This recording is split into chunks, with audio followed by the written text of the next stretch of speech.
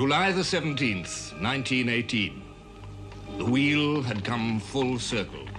Once again, as in 1914, all the war, all its potential, all its hopes and fears and deceitful promises were centered on the River Marne. And on the Marne, the war had reached a brief moment of equipoise.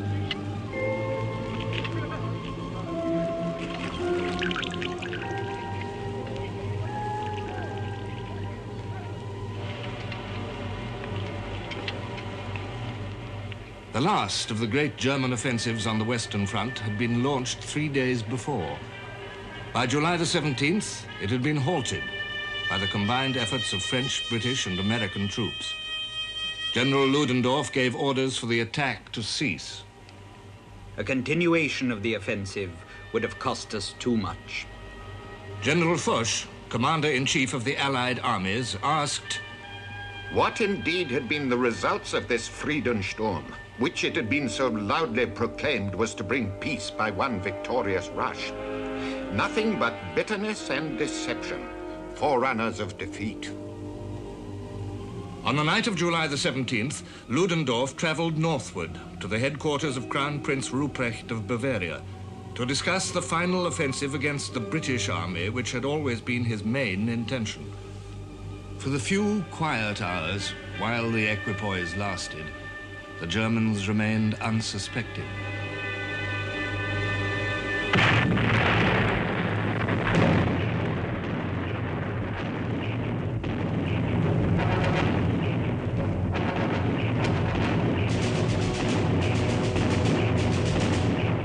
Field Marshal von Hindenburg described their awakening.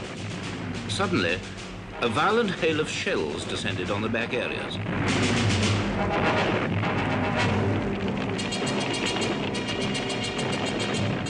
The enemy was undoubtedly attacking on the whole front from the Aisne to the Marne.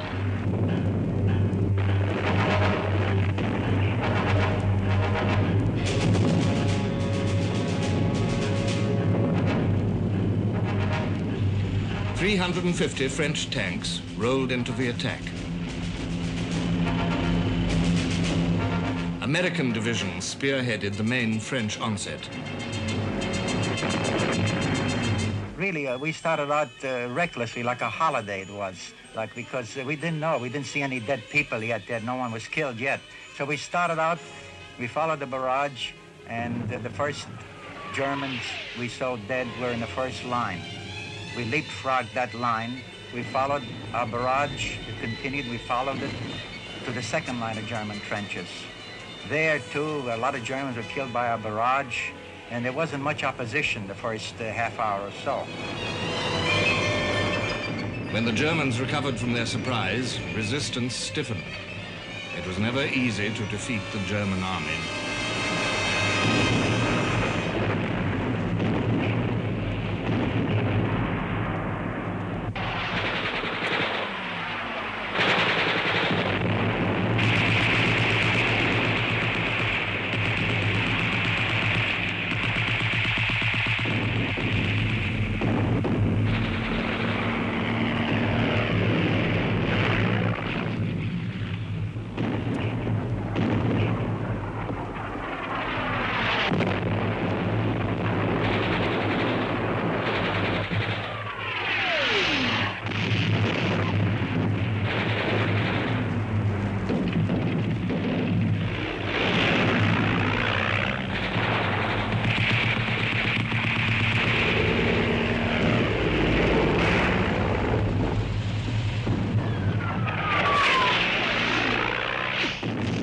On July the 29th, Mangin wrote, the struggle is very hard.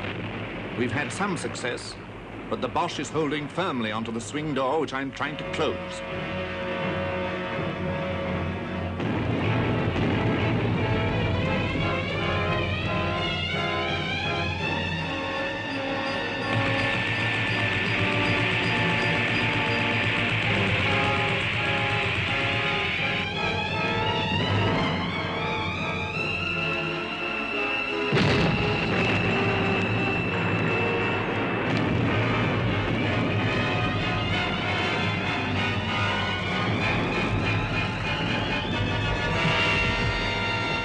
Steadily, reluctantly, fighting stern rearguard actions, the Germans were forced to withdraw.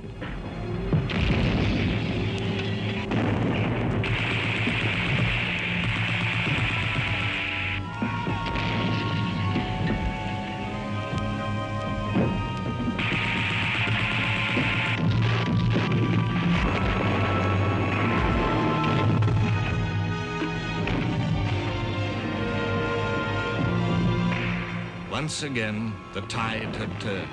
Once again, the German army was retreating from the River Marne. Hindenburg wrote, It was a grievous decision. How the enemy would rejoice if the word Marne were to mean a revolution in the military situation for the second time. Paris, and indeed all France, would breathe again. What would be the effect of this news on the whole world? We realized how many eyes and hearts would follow us with envy, hatred, and hope. The Germans had to bow to the inexorable. On August the 2nd, they evacuated Soissons. By August the 5th, the Second Battle of the Marne was over.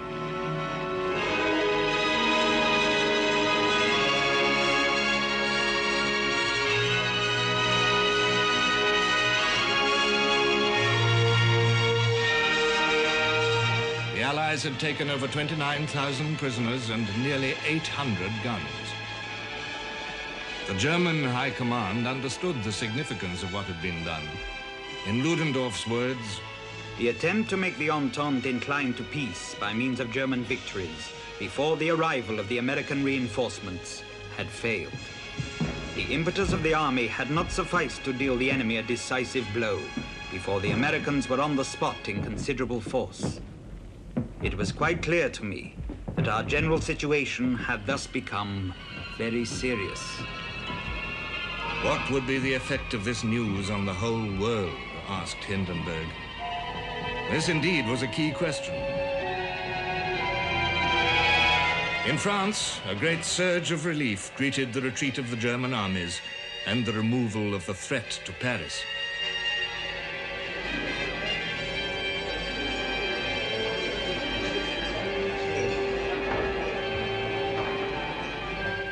In America, there was pride at the part played in these great events by the young army of the Republic. These July battles were America's first awakening to the harsh truths of the war. American losses had been heavy as their high-spirited but inexperienced soldiers stormed into the attack. General Mangin, who commanded them, said, You rushed into the fight as though to a fate. American comrades, I am grateful to you for the blood so generously spilled on the soil of my country.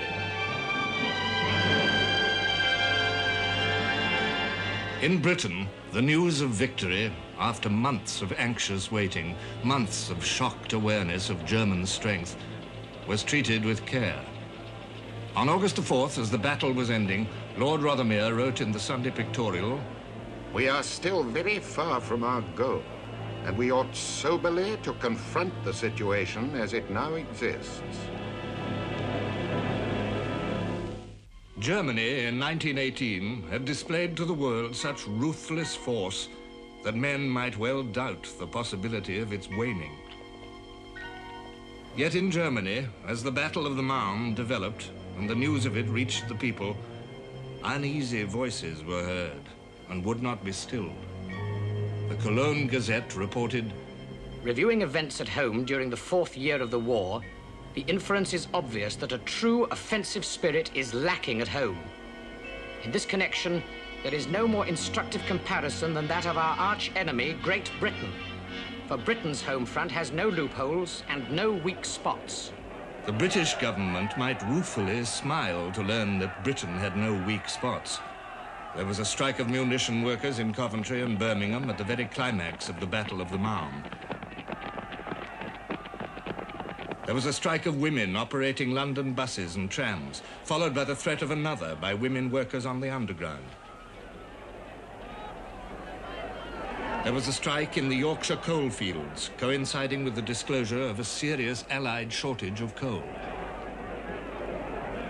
There were searching queries by an ex-minister, Lord Lansdowne, about the very object of the war itself. There were continuing shipping losses, still in excess of new building. There were food shortages and a frightening influenza epidemic. There was a ferocious agitation against enemy aliens in Britain. A petition with 1.25 million signatures demanded the internment of every alien forthwith. The largest mass meeting in Trafalgar Square since the outbreak of war urged the same thing. This rage against aliens displayed the hysterical element in Britain's will to victory.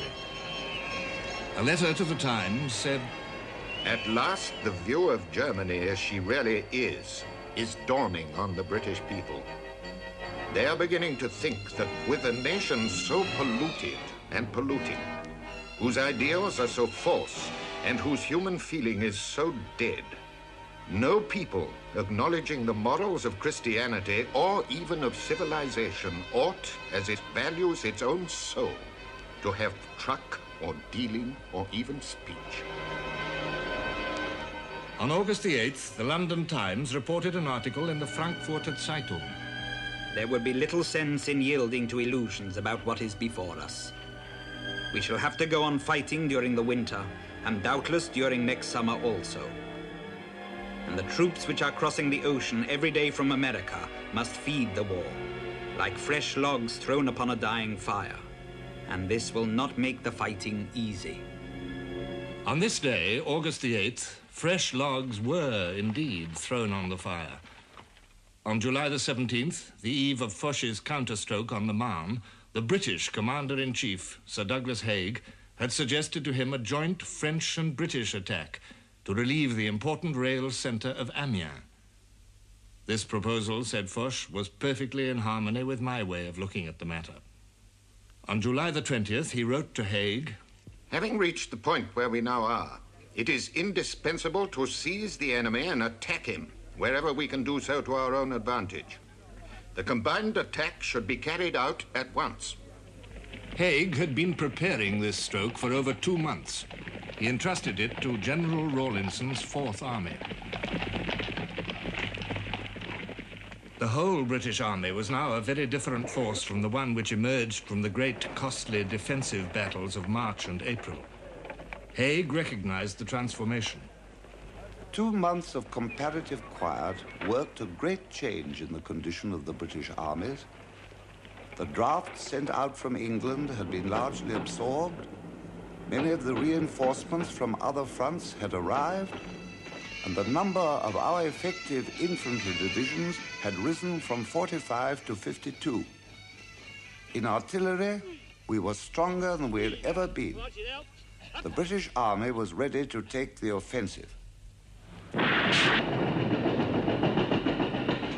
By 1918, British war production was truly organized on the scale of these tremendous needs. In March and April, under the German hammer blows, the British Army lost over 1,000 guns and vast quantities of war material. British production was able to replace these losses before the same battles were over. At the end of April, the King addressed a message to the munitions workers. The King has learned from the military authorities that practically all the losses and expenditure of munitions during the battle have already been made good without any undue depletion of normal reserves, out of the resources which have been held in readiness and by the additional effort which had been made.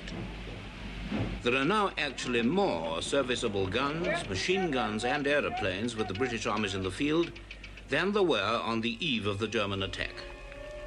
Thus fortified, Haig completed his preparations to counterattack. But, as 1916 and 1917 had shown, something more was needed than filled ranks and vast stocks of war material. Secrecy. By every trick in the book, the British Fourth Army worked to achieve surprise. Every soldier had a notice pasted into his paybook. It said, "Keep your mouth shut. The success of any operation we carry out depends chiefly on surprise. Do not talk. When you know that your unit is making preparations for an attack, don't talk about them to men in other units or to strangers. And keep your mouth shut, especially in public places. Do not be inquisitive about what other units are doing. If you hear or see anything, keep it to yourself. The success of the operations and the lives of your comrades depend on your silence. On July the 28th, Foch placed the first French army under Haig's command for the forthcoming battle. This was kept secret. Haig wrote to the French commander to tell him that I would not call at his headquarters until operations had started, in order not to excite suspicion.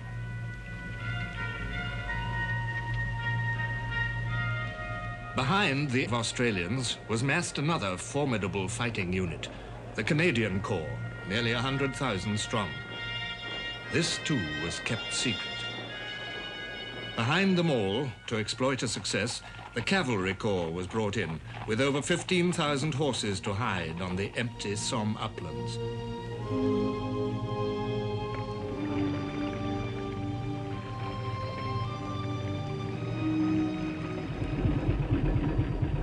Over 2,000 guns were assembled, also in secrecy.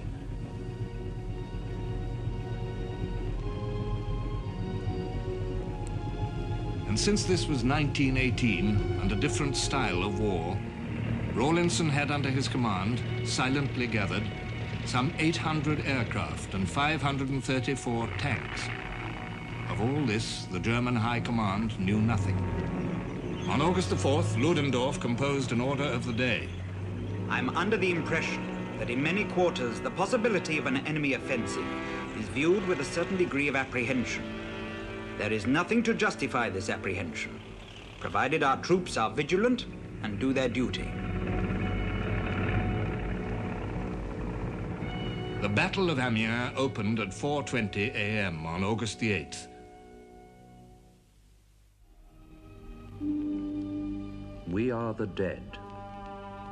Short days ago we lived, felt dawn, saw sunset glow, loved and were loved, and now we lie in Flanders fields. Take up our quarrel with the foe. To you from failing hands we throw the torch. Be yours to hold it high. If ye break faith with us who die, we shall not sleep.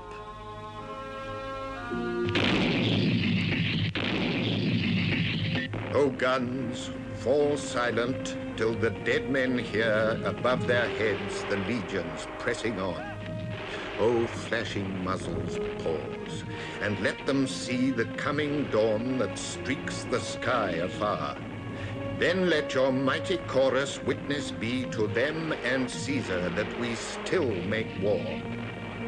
Tell them, O guns, that we have heard their call, that we have sworn and will not turn aside, that we will onward till we win or fall, that we will keep the faith for which they died. 0 hour, 8th of August. 400 tanks along the Amiens front. Is there a man alive of us who forgets? What a day. 400 tanks in line of battle. Good going, firm ground. The air grows electric. 2 minutes to go. Watch his tick, heart's beat. 1 minute to go. Then the whole world upheaves. No words can describe it. Just the whole world heaves, rocks, tumbles, turns upside down, ricochets. We can see, hear, and feel nothing. The driver's on his seat, his hand on the clutch. Soon she's humming, sweet and low. I depress the pedal and she roars magnificently, like the great man-eater she is. She gives a lurch and a roll. The gunners spread their feet for balance, and we're off.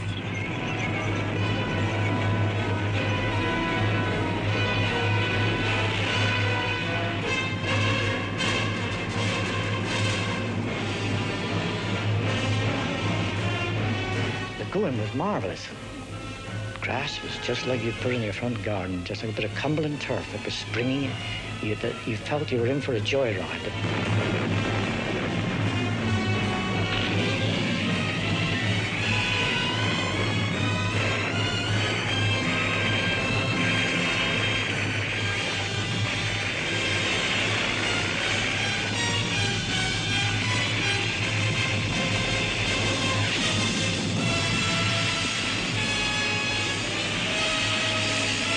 whole plateau, seen from the air, was dotted with parties of infantry, field artillery, and tanks, moving forward. Staff officers were galloping about, many of them riding horses in battle for the first time. No enemy guns appeared to be firing, and no coordinated defense was apparent. Only the Royal Air Force lacked the sense of overwhelming victory that day. During the hours that elapsed between the opening of the battle and the lifting of the morning mist, the Germans had time to summon air reinforcements to the Somme. As the British planes took off to fulfill their bombing missions against bridges, communications, and troop concentrations, German squadrons assembled against them. The Richthofen squadron appeared. Baron Manfred von Richthofen, the most famous air ace of the war, was dead now, but his squadron, led by Captain Hermann Göring, was still a crack unit, a fearsome opponent to meet.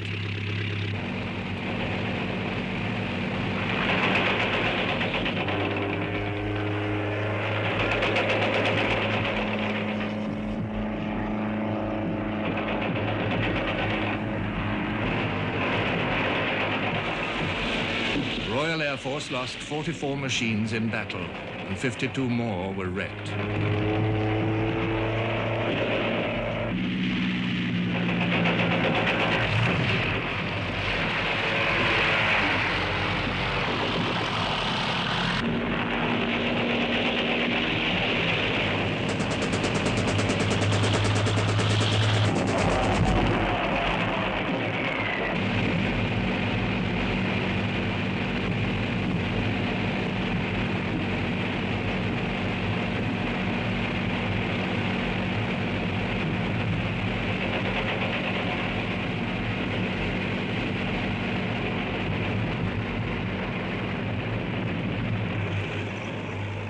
On the ground, the battle flowed forward towards its unmistakable meaning.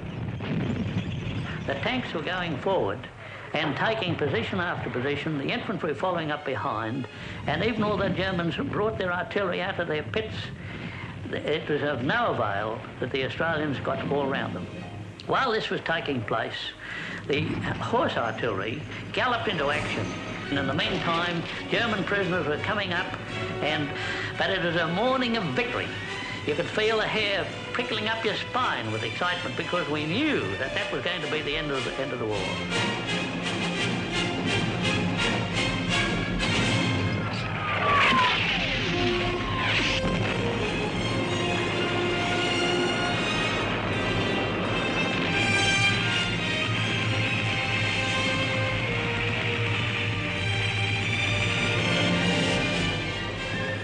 By 1:30, the Australians were on all their objectives.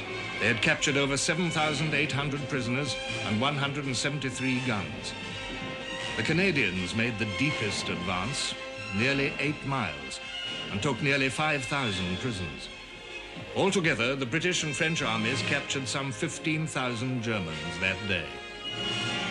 Was this the reward, at last, of patient years of endeavor? Was this what Vimy might have been, what Messines should have been, what Cambrai could have been? Field Marshal Haig wrote, "The situation has developed more favorably for us than I, optimist though I am, had dared to hope." Ludendorff wrote, August the 8th was the black day of the German army in the history of this war. This was the worst experience that I had to go through.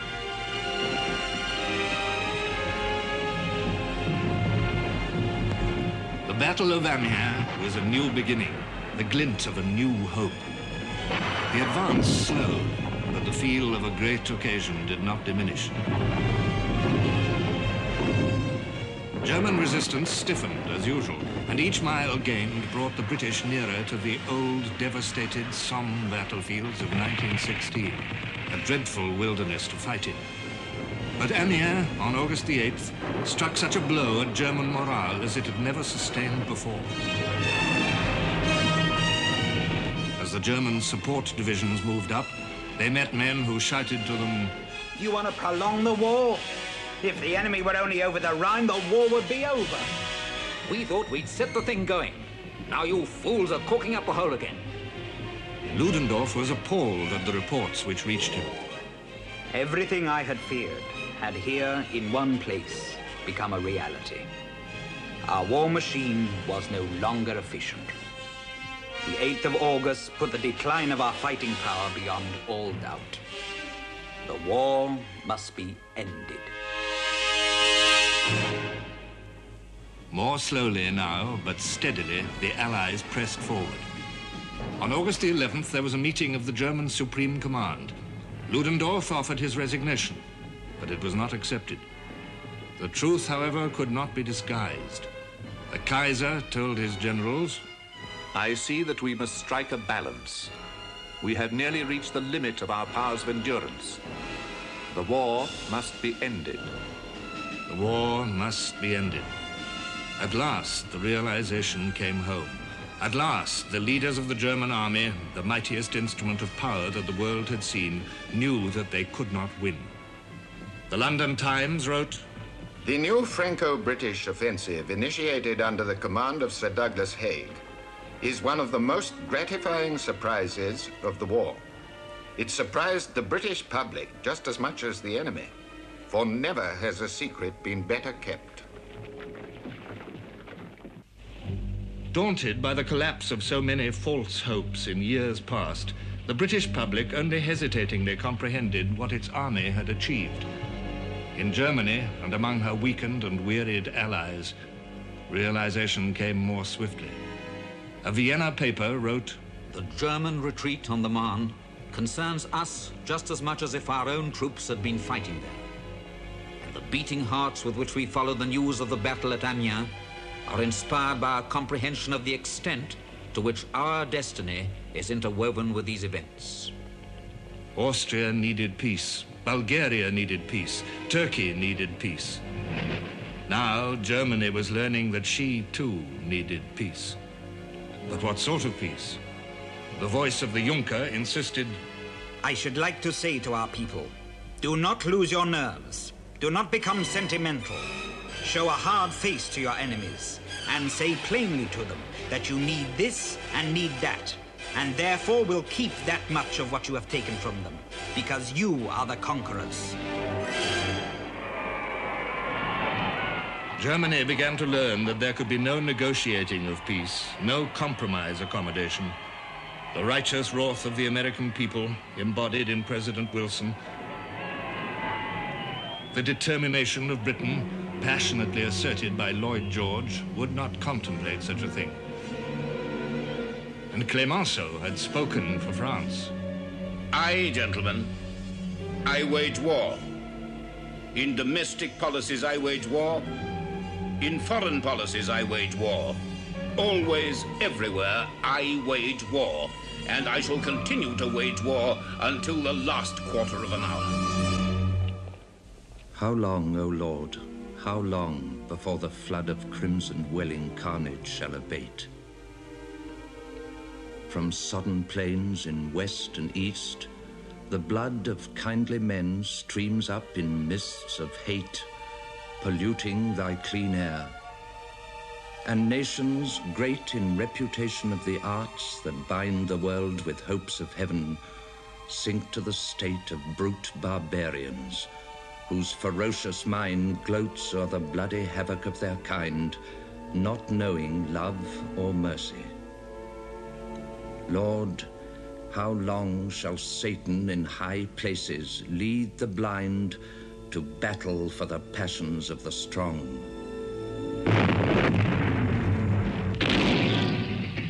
Peace was still a distant vision in August 1918. In the mood of all the warring nations, there was still a steep outstanding debt to be paid in blood and destruction. The fight went on. Marshal Foch, he became a Marshal of France on August the 6th, widened the battlefront southward, drawing in new French armies. Now Haig widened the British front of attack also.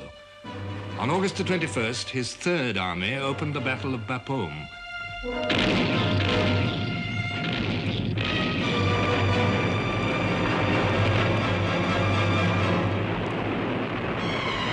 Bapaume fell to the New Zealanders on August the 30th. In this battle, the British captured 34,000 men and 270 guns. Before it ended, Haig flung in his first army, attacking still further to the north, along the River Scarpe.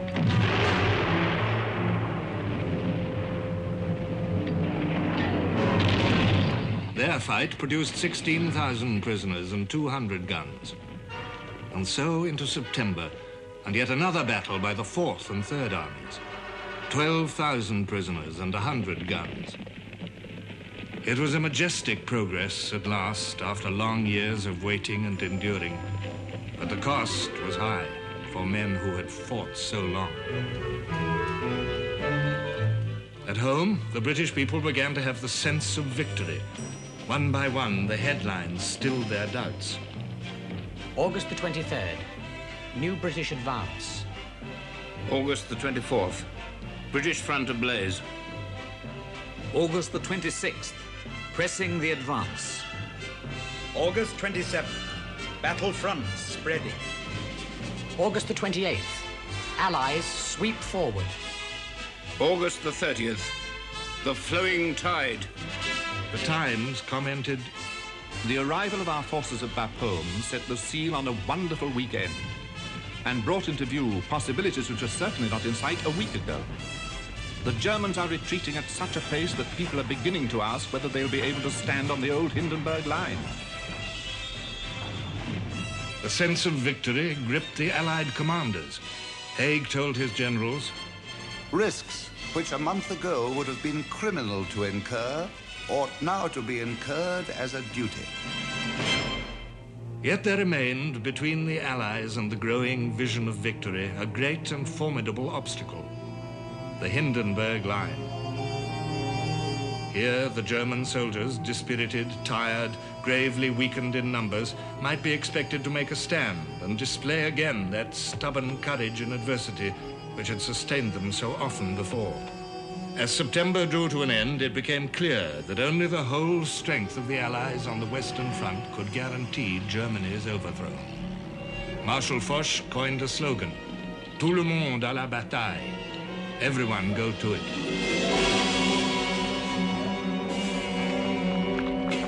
Now the Americans joined in, fighting as an army in their own right. Already on September the 12th, they had cleared the Saint-Mihiel salient near the famous fortress of Verdun, taking 15,000 prisoners and 450 guns. It was a fine achievement in their first great offensive. But now, for the massed blow of the whole alliance, the direction of the American effort had to be changed. By a tremendous feat of organization and administration, the ever-expanding American army was shifted to the Argonne to strike northward, while the French and British marched east.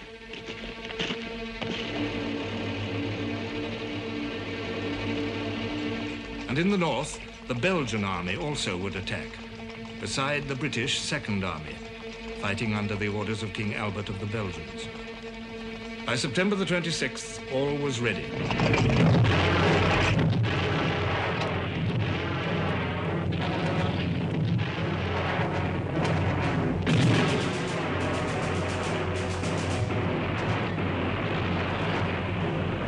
The French and Americans struck hard. Then the haste with which the attack had been mounted told against them. The Americans suffered heavy casualties. These they could have borne in the enthusiasm that impelled them. But on this desolate ground, their transport broke down. Supplies could not be got to the troops in action.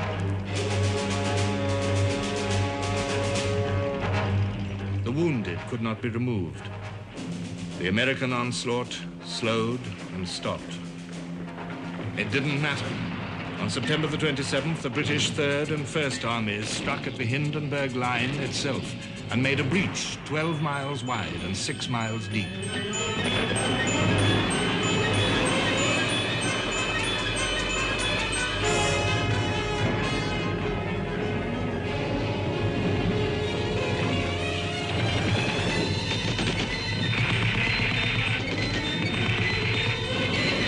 When we got to the wire there, it was terrific.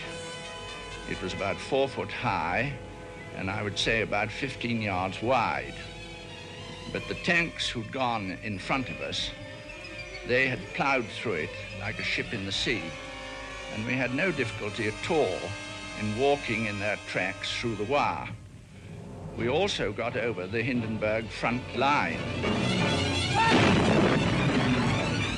On the 28th, the Second Army and the Belgians took up the tale at Ypres and crossed the entire battleground of Passchendaele, where the British had fought for 3 bloody months in 1917 in one day.